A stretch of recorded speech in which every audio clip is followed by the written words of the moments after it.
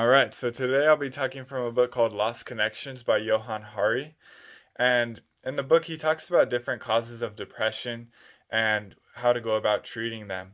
And so today I'll just be covering one chapter that he talks about, which is disconnecting from people.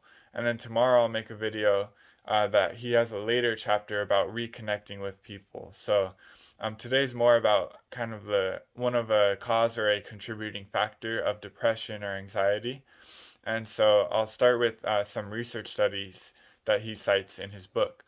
And so the first one takes place in the University of Chicago, and they took about 100 participants, and they're told to just go about their normal daily life for a couple days, but they were given a beeper, some test tubes, and a cardiovascular monitor. So day one, they were told every time the beeper goes off, they are to write down how lonely or how connected they feel to other people. And number two, they're to write down what the monitor says, so what their heart rate is. And then on day two, whenever the beeper goes off, they are to write down how lonely or how connected they feel and spit into a test tube. So each day the beeper went off 9 times randomly, and they did both of these tasks. And the reason they spit into the tube, in case you're wondering, is that whenever we're stressed, our saliva gets flooded with cortisol, which is like a stress hormone. And so when we're more stressed, they can take a measurement of that saliva, and obviously our heart rate increases when we're stressed. So that's why they did the cardiovascular monitor. So at the end of the study, what the researchers found is that when people felt more isolated or lonely, the cortisol skyrocketed and they were more stressed. So they concluded that feeling lonely is very comparable to an actual physical attack. The way that our body goes into more of that fight or flight sympathetic response, it's similar to a physical attack.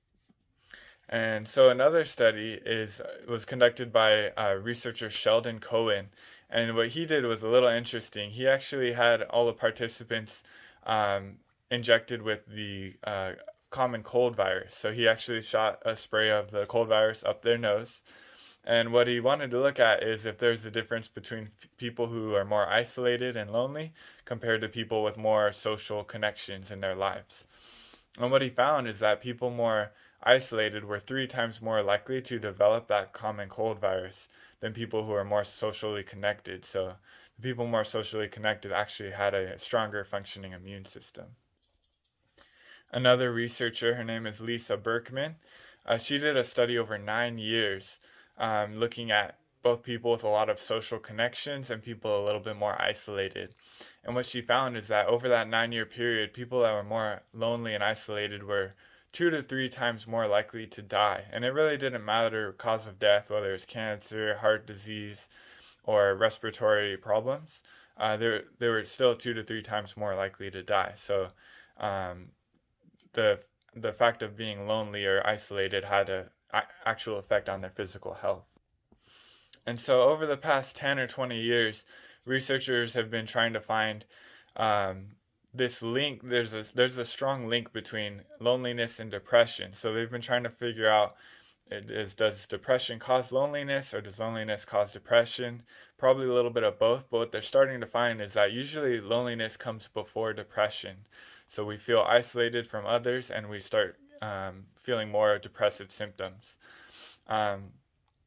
Also, the researchers compare it to like a scale. So if you take a scale from 0% lonely to 100% lonely, if you have someone that has about 50% experiencing loneliness, and they just go a tiny bit, so 65% feeling lonely, then they're 8 times more likely to develop depressive symptoms. So just a small increase in loneliness resulted in significantly greater likelihood of feeling depressed. And so Johann goes on to talk about his theory, at least, of why loneliness causes so many health issues and depression and anxiety. And he says that if you look back at our ancestor hunter-gatherers in the African savannas, he says that they were more hunter-gatherer tribes of 100 to 150 people, and the only way they could exist is through cooperation. So working together. If someone's sick, you're nurturing for them, you're sharing food, you're working together to take down bigger beasts for food. And so it all came down to teamwork. And he goes on to say, now imagine if on those savannas you become isolated for a long period of time from your group.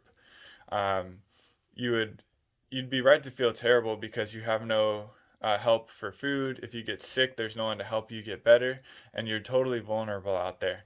So he argues that we have this mechanism in our brain and body that wants its loneliness is this aversive feeling that makes us want to connect with others, and we're probably more likely to feel bad until we feel reconnected to others.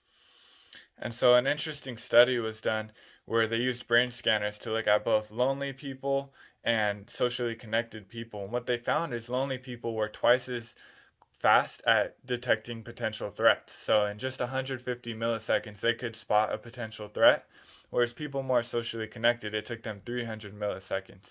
And in other words, when you feel more lonely or isolated, your brain is more in a hypervigilant state. You're always looking for potential danger because you don't feel like there's someone there to protect you. And so that over time, that constant increase in cortisol and in stress can result in health issues for you, in addition to depressive feelings. And so Johann says that lonely and depressed and anxious people can sometimes be harder for others to be around because they may act more contracted or more hypervigilant, like more quick at receiving potential insults to them, even if there's no intentional harm put to them. They may notice that more quickly. And so he says that it's kind of a snowball effect. Like they start feeling more lonely and they start acting in ways that makes people want to withdraw from them. And so it turns into a terrible snowball effect. And that just shows how important it is to give people that maybe are a little depressed or anxious, how important it is to give them love and reaffirm them when they're feeling those symptoms because they need that more than ever. Johann also points out that loneliness is different from isolation in the regard of solitude. So a lot of people, I consider myself a little more introverted, so I sometimes love solitude, just being by myself. And the key is that I still feel connected to others. But the subjective perceiving yourself as lonely is a lot more harmful than just being by yourself for a period of time, knowing that you're still connected to others. In other words, you can be surrounded by people and still feel lonely. So the key is having enough people in your life that are reaffirming and loving so that you always feel connected is so important. And he talks about how to end loneliness, you need other people. And in a perfect world, you need to feel like you're contributing to something and that they're contributing to something as well. And he makes the example when you're a patient in a hospital bed, the nurse is helping you, but you're not necessarily contributing to anything. You're kind of dependent on the nurse. And that's one thing I noticed. I did a clinical rotation in the hospital for 10 weeks, and I saw a lot of very lonely and depressed patients there. But I did notice that some patients were quicker to compliment the nurses. They were loved making them laugh and making jokes. And I could tell they were less depressed because they felt like they were contributing to the nurse. They were making their day a little bit better, a little brighter. Um, and so, uh, so lastly, I'll talk about technology. And Johann says that a lot of research is showing that technology is associated with a rise of depression and anxiety over the past 10 or 20 years. Also, we're in a period of time where we spend less times with our families, we eat less with them, we vacation less with them, we even watch less TV with them. And so it's so important to spend quality time with the people around us, and especially during COVID, if there's people we can't be around, still being able to even just talk with them on the phone or through Zoom, face-to-face, virtually, I think it's still very valuable. And so today was more about looking at how loneliness and feeling isolated can be so harmful and something that we really need to recognize both in ourselves and in people around us, and how we can help them to feel more loved and reaffirmed in our lives. But also tomorrow I'll share a video of different ways that Johann Hari talks about reconnecting with others, so that we can feel better, and in feeling better ourselves, we can help a lot of other people live more compassionate lives. So I hope that helps.